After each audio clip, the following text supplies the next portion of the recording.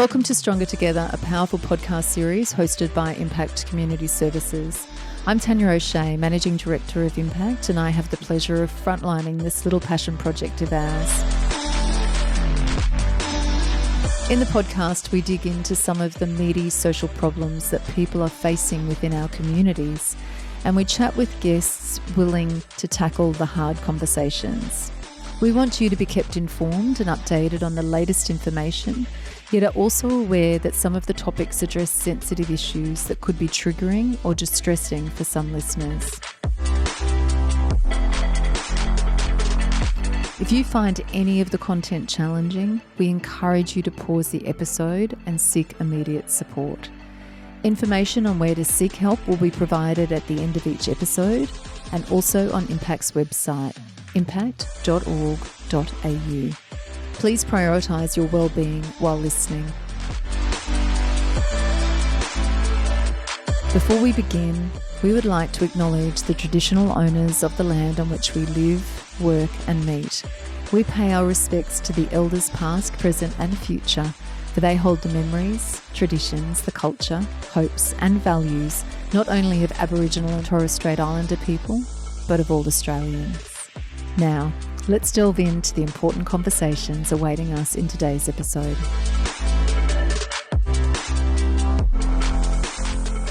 Hello, my name's Tanya O'Shea and welcome to this episode of the Stronger Together podcast. Today we're talking all about loneliness and social isolation, which actually is quite surprising to me that almost 1 in 3 Australians are feeling lonely today.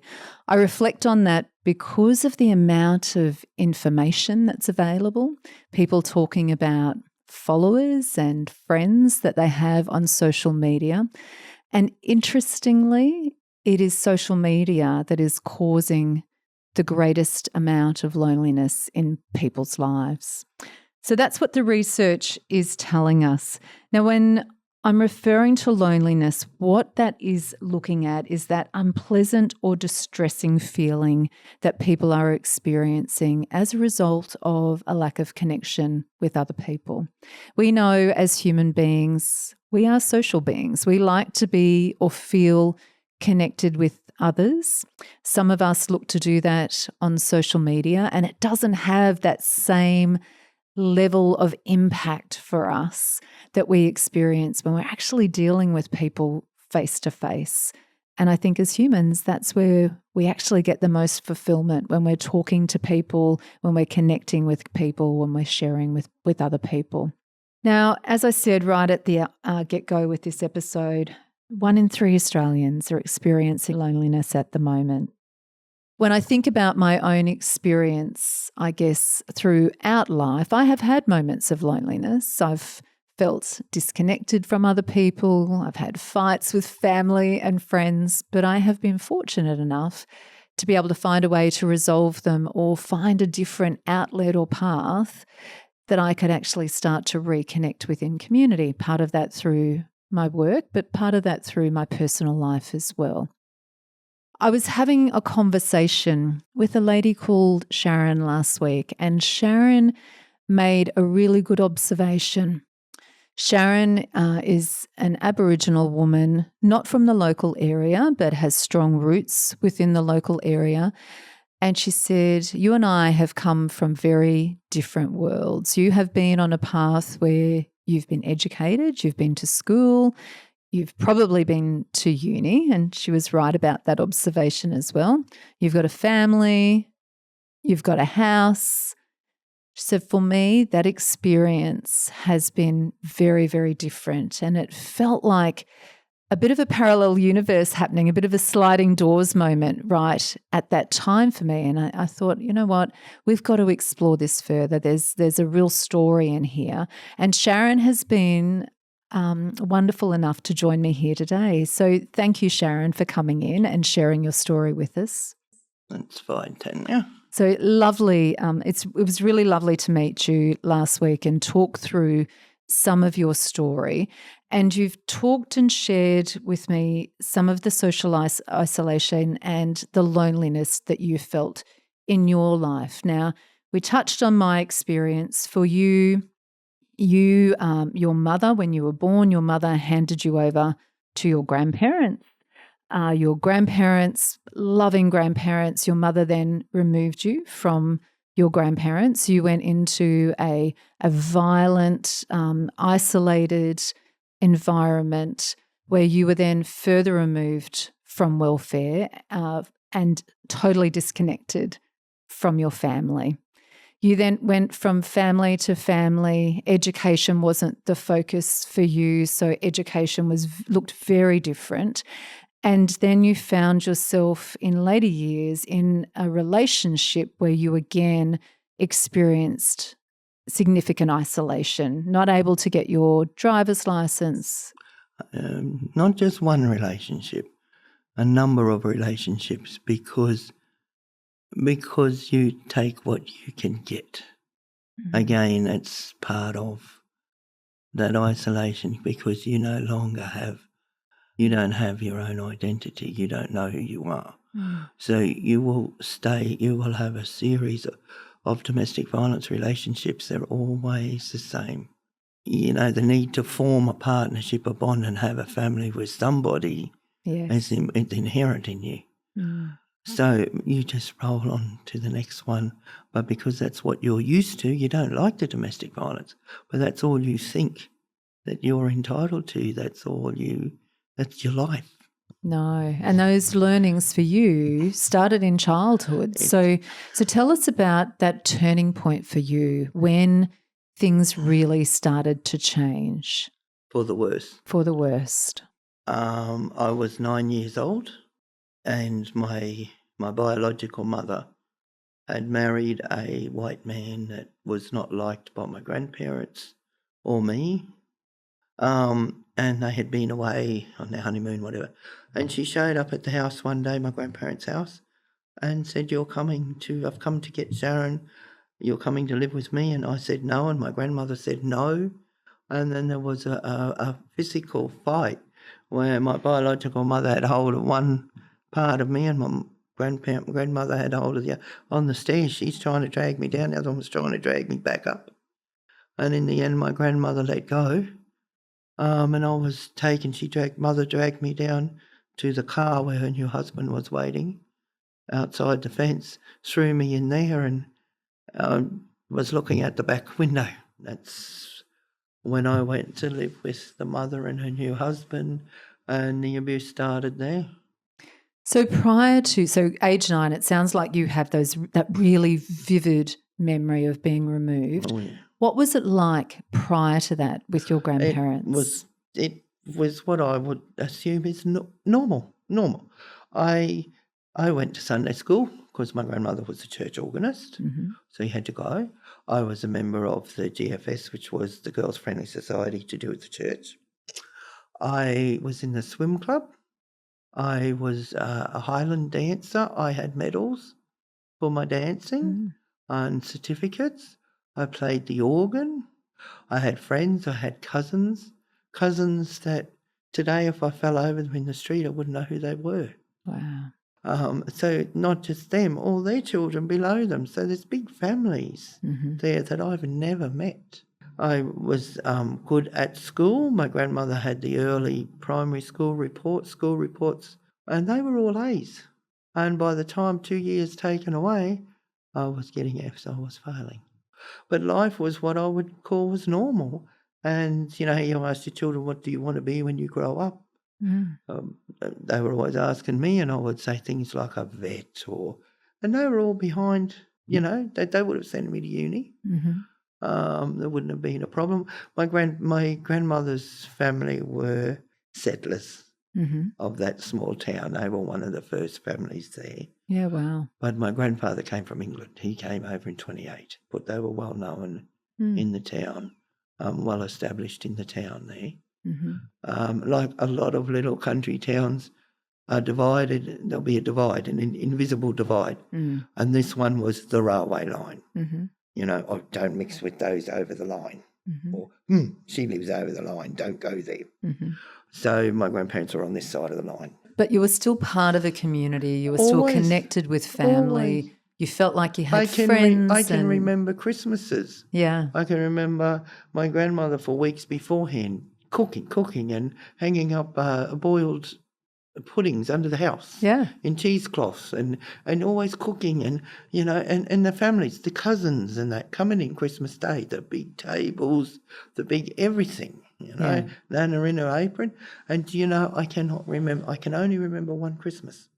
After that, after I got taken away, I only remember one Christmas, and that was at a foster, what they called a trial placement, where I was sent to work in a business that they owned and lived at. Mm-hmm. And so come Christmas Day for them, I was doing all the cooking and you know, I was 14 going on 15. Mm-hmm. And I had to set all the table out. And I only remember because it was a big job.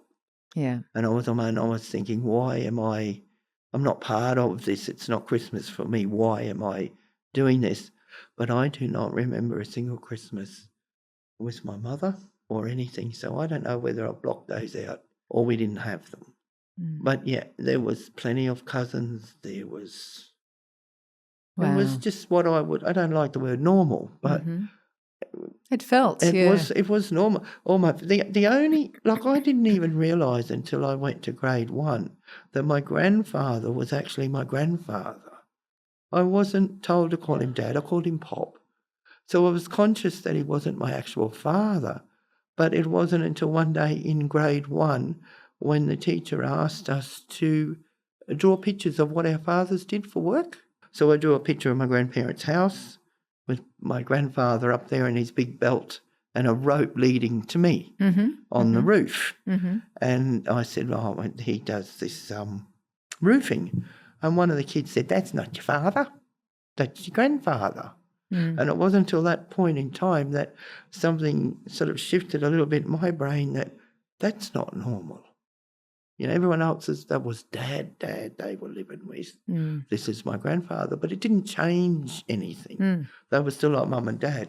But that was like the only thing with them that sort of went wrong. I was always his granddaughter. I went everywhere with him. We went to the dog shows, we went to the chook shows, we went everywhere with Nana. Part of that community. Yeah. And then at the age of 9, you were removed. So from taken to another your town. biological mother removed you, took you to another town, far away from where you were, and then into an abusive household. Yeah. Oh, the house itself was shocking. Old place. I was used to my grandmother. Maybe I was a bit spoilt by grandmother, but she used to tuck me in at night. I always had clean sheets and things like that.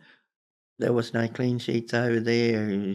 There was just, the house was cold. Wind used to, it was one of those houses that had been patched up over time. Old furniture. The bloke she married had 2 children older than me, a woman, a male and a female.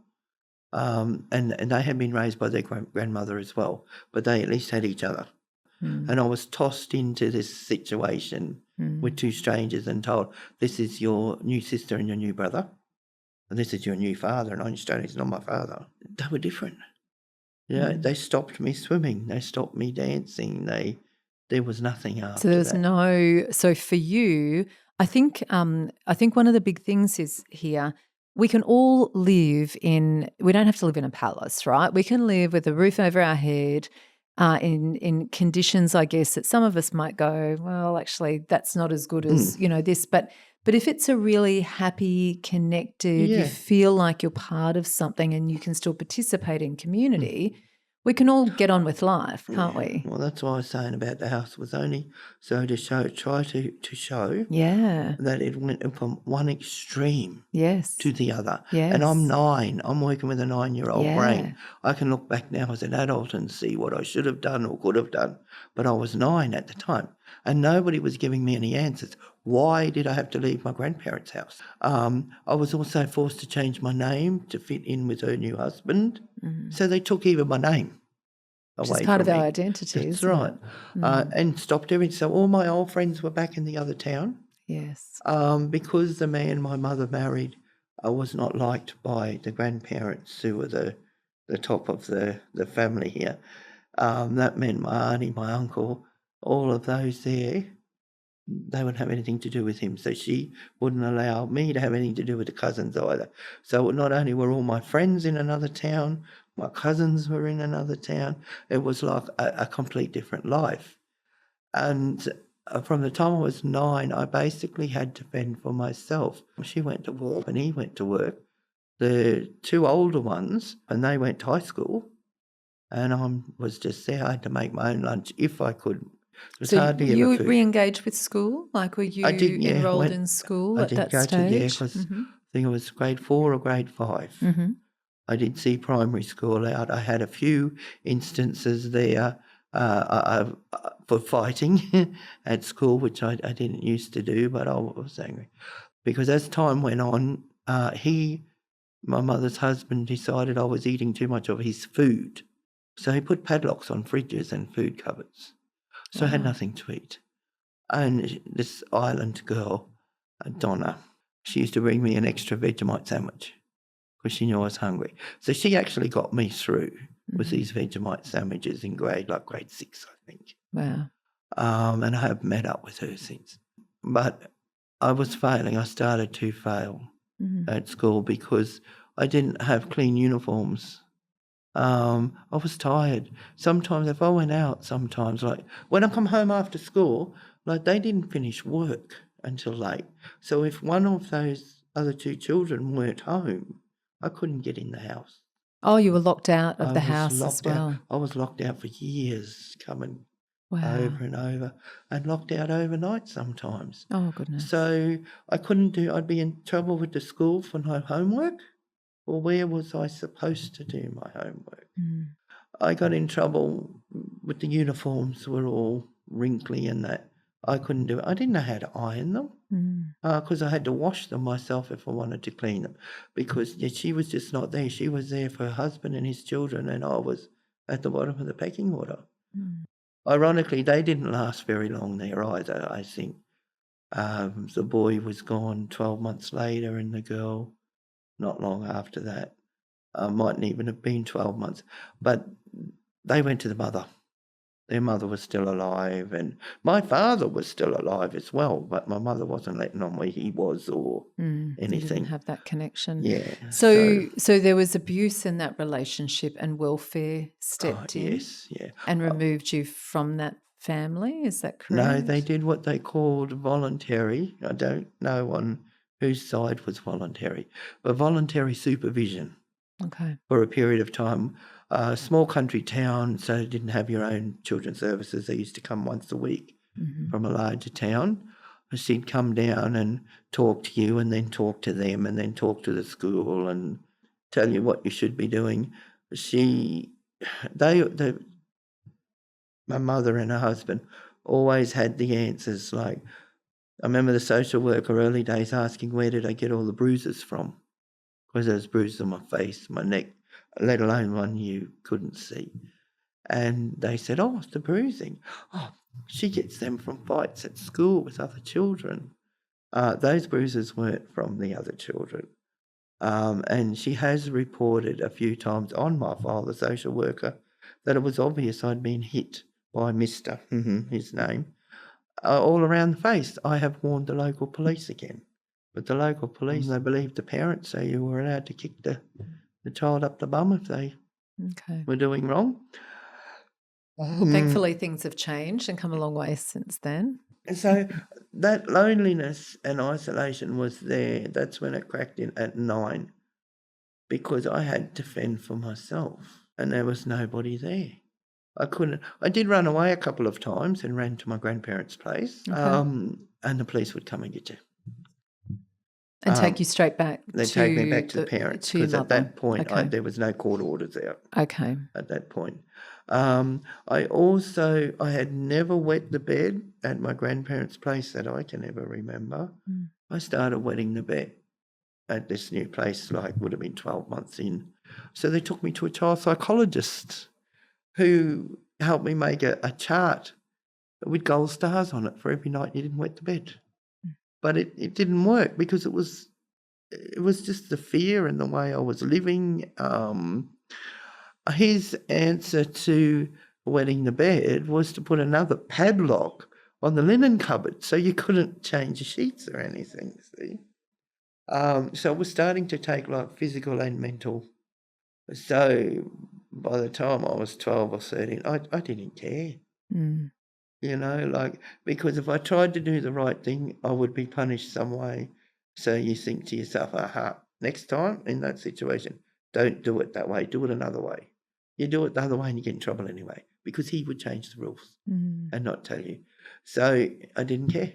If I didn't want to go to school, I never went to school. They're big decisions to make at the age of 9, 10, aren't they? Yeah, if I didn't want to come home, I wouldn't come home. And no one really, worrying or keeping an eye on where you were at. So eventually the police just decided to take me to court and charge me with being uncontrollable. And then what happened? That made me a state ward until I was 18, not foster care, a state ward all up. And I was taken to an institution down in Brisbane, an institution which treated us as some sort of psychiatric problems. It was staffed by psychiatrists and psychologists and therapists.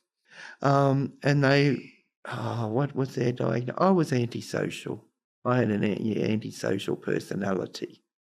So their regime was treat that with drugs and behaviour modification. And so it talks heavily in my files because they kept like a ledger. At the end of the day, the nurses would write down things they'd observed you'd done during the day. And quite often it says, doesn't mix well with peers. Well, they'd send me from there out to what they call trial placements.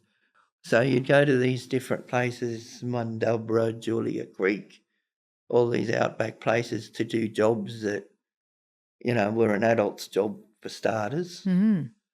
Julia Creek was a station. There was no other females on board. I ended up running away. How old were you then? I was 14 then. So 14, no other females around? They sent me out there as cook and fencer with the men, and the property's only 19 mile out of Julia Creek. It's still there today. But I wasn't staying there with all those men out there. None of them were, today you have approved foster parents as police checks, and that didn't happen back then.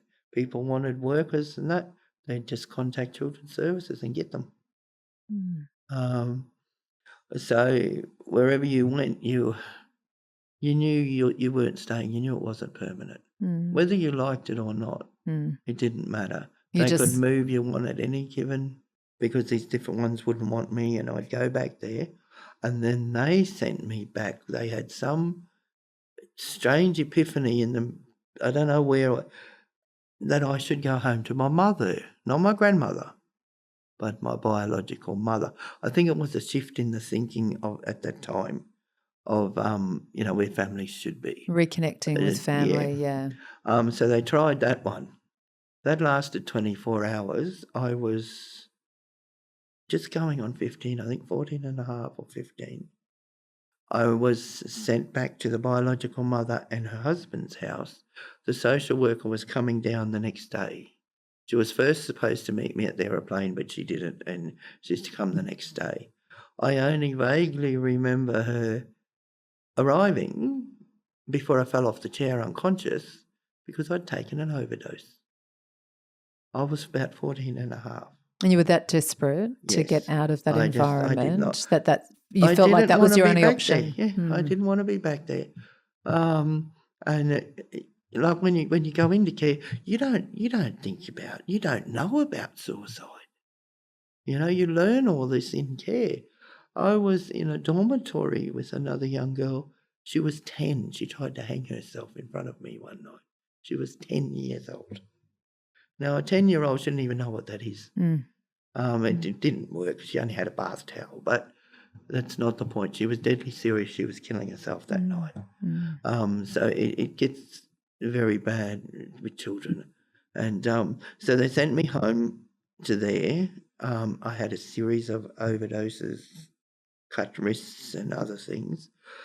Then the violence just started. It started from almost the word go back there. So I just ran away. I went to a big city. I was I think I spent my 16th birthday on the streets. We lived in a big squat. We owned nothing. There was a group of us, and you owned nothing. So even that is a form of isolation.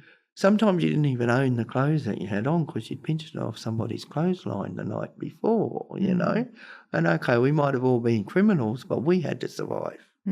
Was there a sense of connection within The that others, community? yes, there was, but you also knew in the back of your head you couldn't trust them because they were looking after, their priority was number one too. So if you had stooked some food or something for later and they saw you do it, they would take it. Right. There was no real loyalty there to no one each had other. each other's back. It was Not wholly. you had to look after yourself. I had a couple of friends that we did for a while until we had a fight about something and never spoke again. So there was nights when you'd be sitting there and I used to think back, how nice it would be to be back at my grandma's house and the clean sheets, and you could almost feel I'd sort of go off to sleep on the floor there, or if we had a dirty old mattress or whatever. And we were actually still in the care of Children's Services. And, So Sharon moved around during childhood, removed from family, experienced violence, isolated. You had basic essential needs removed, like access to shelter, access to food, access to clean linen and laundry and being able to wash your clothes. You were removed access to family, to friends, to connection, to community. Let's fast forward to adulthood and what you then took in. So all that while you're embedding and learning these skills around how to survive, but also relationships with other people. So what did you take forward into your relationships? Basically that there's only one person you can rely on, and that's yourself. And sometimes even then when you get to questioning yourself, then you start to lose it. You have to make a decision and stick by it.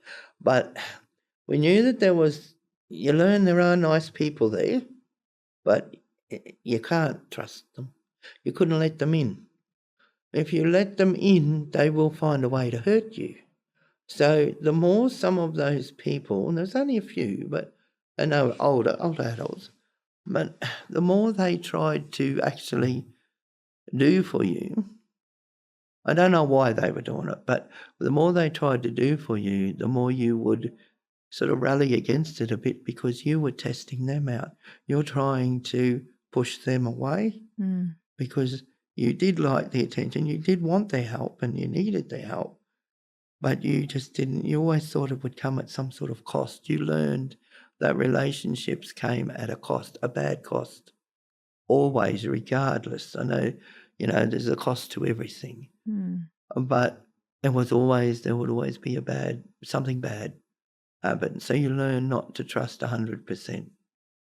So it's almost like you become programmed and you start to isolate yourself from relationships quite deliberately so that you don't have the pain of going through hurt when people let you down. And it's not that you want to. You're actually conscious of what you're doing. It's a very clear decision, and I can hear that as you're talking through it. It's a clear decision that you make to protect yourself. Because over time it gets to you. You can't, because there was nowhere to go. If you were upset, there's no one to talk to, we had phone lines like Lifeline and that, but we didn't have a telephone. There was no mobile phones and things like that. And a lot of times those sort of centres didn't cater to kids. They would ring the police if we were underage.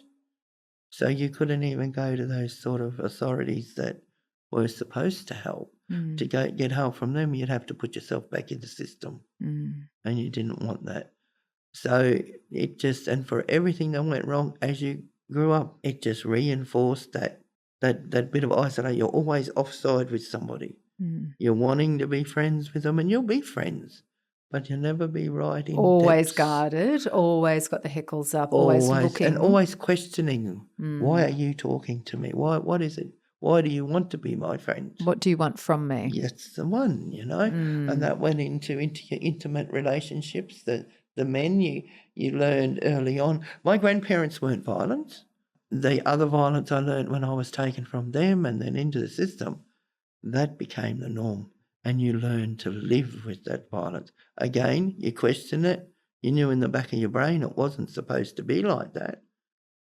But it was also a bit of your safety zone. It was something you knew. So you expected the old man It was to comfortable. belt you. It was comfortable. Yeah.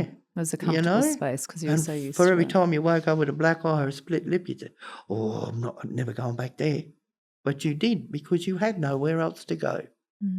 We had women's shelters, but they did not have the things like they have today to house you, to move you from town to town, to help you. They were just like a stopgap measure. And I couldn't go back to my own family, to my grandparents. I tried that, and the police would always come and get me because I was in care till I was 18. I had a child. I was pregnant when I was 14. Then when I got pregnant again, because they don't bother about giving you any birth control or telling you. I was pregnant again at 15. I had a son. They tried to take him. I had him with me for 2 years.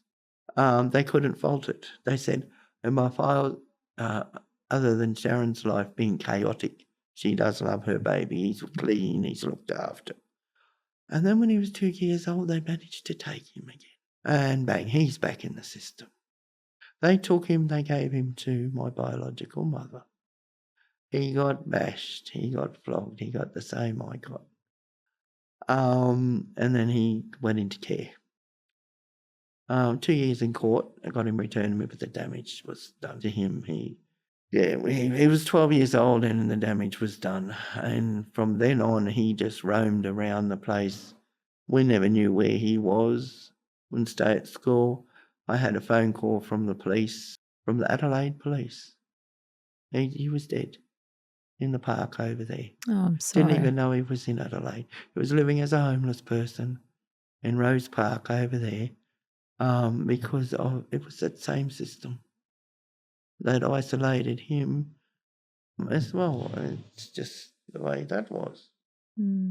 So that trauma that you've obviously taken through your life, that fear that you walk around with around relationships, that unwillingness to connect with others, and you want to isolate to keep yourself protected. When you were in intimate relationships as an adult, so you said, I've been living with a number of men, those were also relationships where you were isolated. So you have only got your driver's license in the last 5 years? 5 years, about 5 years, yeah. Because that was about you then not having independence, not being able to. So Sharon, do you mind me asking how old you are? 58, I think. So nearly 60, yeah. Yeah. So 5 years ago was the first opportunity that you had to get your driver's license. Basically, we could always drive, always did. Did get caught a few times and charged with unlicensed driving. But it was like I didn't think I had any choice there either. Because your fear of the police is pretty big too. But that was built from a very young age, wasn't it? Yeah, that was all part of his, and we lived on properties out of town, which I didn't mind, but that was all part of that keeping you away from everywhere else all the time. He had the only vehicle and the only license, and he used to keep the keys on a clip on his belt all the time. And then when you went inside, he'd take that off, put it with his wallet, put it in his drawer. Yeah, even when they had the old bank books, he used to lock his bank book. I never knew how much money. So did you have access to money? Yes, I used to get money. There was a short period in time, though, once when we had no money, Centrelink wouldn't give me any money. They said he earned too much money, so I couldn't have any money for the kids. And that was like, pretty thing. And I said, I did argue with Centrelink. They said, you've got to get it off him. You'd have Child Endowment or you'd have FT. But they kept changing the names, Children's Money. And I did work a few times. I did work in the Territory and that. So I had my own little bit of money, but mostly it went on the rent and the kids. Yeah, I just, one day here, 5 years ago, the washing machine broke down again, and I was just, it was like the straw that broke the camel's back. And I walked out to where he was sitting there having his coffee, and I said, "You get out." And he just looked at me, and I said, "Well, I'll ring the police." And he just up and gone and come back, got the car and that like. And unfortunately, because I only had 2 children to him, one of them decided that they'd go to live with him. And they live local. I hadn't seen my youngest son for about 3 years. Till the other day I saw him on the street and said, "Hello, how are you?" But he's never been to visit me. He tells his sister strange things because I think he's listened to his father's version. That must be So hard. that's isolated him. Wow, so he has no contact with you or the other members of his family? Only one. He talks to one of them. That's it. Mm. I had hoped when I had my children, because I had 5 all up, was to try to break that chain. I wanted to keep them all close. And I used to read them the riot act when they were fighting. Stop your brothers or brother and sister or whatever. And when it all boils, that's all you got, each other. But all this other stuff got in the way, and now they're all split up too. One lives in Brisbane and that one doesn't talk to the other one that lives here. And Families are quite complicated sometimes, aren't they, in the dynamics within families? Sort of failed there. My daughter lives with me. I rent a house. I don't have any real friends. I have people to talk to, but I don't let them in either. And I don't do anything else much. I just hang out at home. And it's interesting, when we were having this conversation last week, you talked about needing to get out sometimes. Even though you were isolated, you created connection through getting back in nature, going through for walks in nature, reconnecting with nature. And I had this, I don't know, for me it was just this sense of, yes, I've gone through this very privileged, had my family's support and felt very connected through work and family and through my journey. But other people like me experience the same sense of loneliness and isolation, and we don't know how to always put good strategies in place to deal with that. Intuitively, you knew what to do. You went out, you went, right, this is what is working for me, reconnecting with nature. Talk me through that. No, it was always something. Even when I was a child, I used to camp out in the yard of my grandparents' house. Now, it's like when you're out there, everything out there is real. This is going to sound funny, but it's real, and it's innocently real. It's just doing its own thing. It's nature. It's just growing, and you watch the animals going about their own little day, and they, and it's just a whole different other sort of little world. But if you try to do that here in town, there's just noises. There's artificial noises. You hear the insects. There's actually a lot of noise. People always say it's so quiet out there, but it's not quiet. If you listen, it's actually fairly loud. And that's just like yesterday, went for a drive out bush. But since I've had these leg injuries and that, I can't get out and walk very far. So that's, I can drive out there, but I can't get out and walk for miles. So that's a bit of a bummer. But there's a way you can still reconnect. I can still go going out there. But it's just, I used to walk for miles. Yeah. That form of deep listening, I think, and you referred to deep listening, and I'd like you to sort of tell us a little bit more about that. But for some people, they pay to go to meditation classes, or they have apps on their phone around meditation. This is a form of deep connection and meditation, isn't it, when we talk about deep listening? Tell us about that. Well, I see it's the same thing. I went to a couple of meditation classes once, and that's all they were doing, clearing their mind and listening for anything would come through, sort of thing. And that's all you do. You go bush, find a place you want to sit under the tree and just sit there and clear your mind. And sometimes, I don't know, maybe it's just me, but sometimes you can feel energy come through the ground on your feet. And again, it's about me. It's about being real. It's not artificial. I love that. It's real, And there are places that are still relatively untouched. you can go to, and sometimes you find little treasures there. I'm a terrible one for bringing home stone sticks and things that just say, hey, take me. And so they always remind me of my little trips out. Like I said, real, it's natural, and you get to say, well, I did, your mind's just clear, or you can hone in on the noises, the sounds, crickets and insects and what have you. And I know from my own experience, I love taking the shoes off, putting my feet on the ground, and I actually love nothing more than just being by myself in those sorts of environments and the connection that you feel. It's it feels a little bit yin and yang in saying, or contradictory, that you're by yourself out in the middle of nowhere and you're actually going, I'm feeling connected. It's hard to sort of wrap your head around until you actually do that, right? I guess we're all part of the earth, aren't we? Yeah. One world, and all the ancient cultures, they all did that sort of thing and connected in one way or another to the earth, and just so simple. We can overcomplicate things sometimes, Sharon, I think, can't we?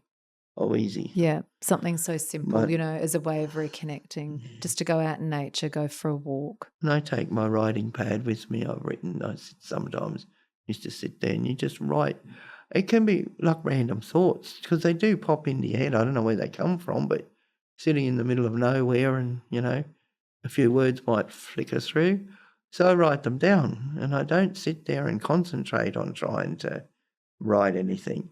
And then you go home and you read back through them and you find then you can build on them. It's almost like these things come to you from there. Because you've got the space, I think, sometimes, isn't it? You've created just that spaciousness within your mind just to allow things to come without judgment. My mind can be very actually noisy sometimes. I think we can all relate to that. Yeah, too many voices, too many noises in there. And, so silence is really good. I love that. Sharon, I was doing a little bit of research prior to our episode today and looking at, I've talked a lot about from the Western perspective, Maslow's hierarchy, and we talk about meeting, getting our basic needs met, and it turns into this pyramid where it's about self-actualization.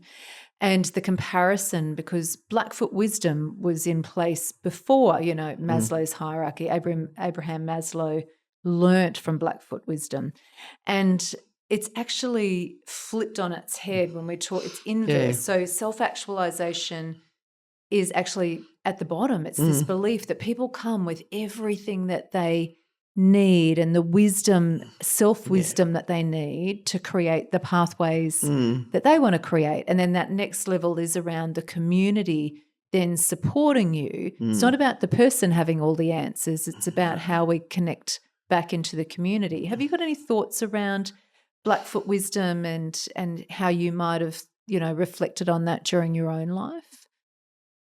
Maybe if I'd have stayed with my grandparents, so that I came up to what I saw as that, then I would have seen the different pathways in community or who I could have reached out for help or took part of or something, but not in the way I did, and not really. Because you had that real community up to the age of 9, didn't you? You had wrapped around. I've had that too. When other times I've left and I've gone to the communities, So I lived in Redfern for a few years. So there's that same community there, but there's different lifestyle altogether. Same at Walgett. So I have been part of those communities. For some strange reason, that is different. But if I'm on an Aboriginal community or with Aboriginal friends, there's a different feeling, I don't feel like I'm getting judged. I don't feel like I always belong, but I don't feel like there's a judgment call either. And I guess it really highlights that we've all got our own unique path that we go down. But however, there's always options there. I know that for you there was isolation, but you found an option to relieve some of that by going out into the bush or reconnecting with people who you felt like you couldn't connect with. But there is this common thread for you that the relationships were hard to form because you didn't have those bonds and there was that lack of trust, but also that willingness and that decision to isolate yourself from relationships due to fear or as a protection mechanism because you felt like eventually you were going to be let down. For some of us, that's not as real, yet we still have these feelings of isolation that we live with every day. I can imagine that, because, everybody's got – what is it? You should be nice to everybody you meet because you don't know what demons they're fighting, you know? Yeah. So true. And sometimes even there was other times there when I was a bit lonely or whatever, and I used to go, I'd sit over here or other towns, just sit in the seats on the main street or something like that, and then eventually somebody comes and sits down, you say, "G'day, how you going, how's the weather?" And you sit there and have a little chat. And sometimes that's all you need, just to libraries are good for that. But hello, good morning, how you going? It's simple as that, but it makes your day a bit more pleasant, you know. Everyone's not just the people who walk their dogs up the street in the morning because they get up early and you give them a wave and, you know, they're there. But again, I would have no idea how to form a relationship with any of these people, you know, like, do you want to come to my house to have coffee? You know, that's weird. And yet for other people, that's pretty standard. You know, that's their but it's MO. I believe it's going to get worse because of all these scams that are going on. People are being taught every day not to trust a little bit. And this thing with the mobile phones where the kids today, not always just kids, but young adults, they can't say hello to your face. They stand there with their heads down and they shuffle their feet and... Because as parents, we tell the kids don't talk to strangers, right? It's funny, I'm just reflecting on you talking about society and the changes and those levels of trust around scams. There was some sort of video I was watching where this guy's gone into a lift because he said, you know, people don't talk to each other in lifts. It could only be two people in there and they just don't want to make eye contact or they're on their phones. So he took in it was part of a social project. He took in a box of chocolates into the lift. He's eating them, but he's offering them to people and it's like, no. Oh, no, I'm good, thanks. And they'd sort of turn away from him like he had three heads. But just something so simple where he was doing a gesture of kindness to go, "Oh, I'm eating these chocolates. Would you like one?" "Oh, no, thank you." And then just to watch them turn away. It was actually on the SBS, I think. It was a social project. Just to see the behaviours. You've absolutely nailed it, you know, that we are becoming more programmed to have this heightened response and fearful response with other people who we don't know. I don't know where it'll ever end up, but I mean, years ago, everybody knew their neighbours, at least knew their name. They'd hang over the fence and same thing, have a yarn or whatever. That's who you should be able to rely on for a certain, certain extent, like a disaster or something. It might sound weird, but my daughter likes to go to old graveyards and read it's not more, but she just likes to read the history. There's some funny, and some of the older cemeteries that we've been to. And I look at the graves, they're all breaking down and I was thinking to myself, where's the family? There must be somebody left. Do they even know where this grave is? Because it's just left to crumble like the people didn't exist. You know. So Sharon, we will finish up. Thank you so much for your time. Have you got any pearls of wisdom, I guess, around building connection, building that sense of community within our communities? What would you like to see from people in the future? Well, I just like to see people be like a little bit more friendlier. Like I said, say g'day to the person in the street. You know, if you see that somebody is struggling, try and help them. You know, something as simple as if you just see people struggling with putting their groceries in the car. Sometimes when you do just a simple little thing like that, it makes you feel good too. So that's a win-win situation. Just take some time, slow down and listen and look and look after yourself in the meantime. That's about it. And so hearing those suggestions from you, I guess, and knowing now, the background that you've shared with us, that can't be always easy for you to step outside of that and be willing to speak to people knowing that you've already got this protective armour wrapped around you in protecting yourself. Yeah, but then sometimes I look at these people and I think, they just look so sad or something, and so you say hello, Yeah, beautiful. I've been told off, I've been called names, but other people don't seem to have a chat. And I just think the elderly ones are getting more and more isolated. But you need other people. You're a human being is a herd animal. They were never meant to live alone. They shouldn't have to, but if they want, everyone can get on. Everyone's got to learn to bend a little bit. So yeah, great advice. So a big thank you to Sharon for joining us. What a powerful story. If you or anyone that you know is feeling isolated or would need support, we will put these resources at the end of the podcast, so please feel free to tap in and check these out. Friendline supports anyone who's feeling lonely or needs to reconnect or just wants to have a chat. You can call them 7 days a week on 1800 424 287, or you can chat online with one of their trained volunteers. eFriend is a free service that allows people to access up to 15 virtual peer support sessions per video or phone call. Their peer workers can offer insight, provide hope and empathise from their own lived experience, whether you're looking for support or just someone to have a chat to. Beyond Blue Support Service offers a free, confidential and counselling service for all Australians looking for a little help with their mental health.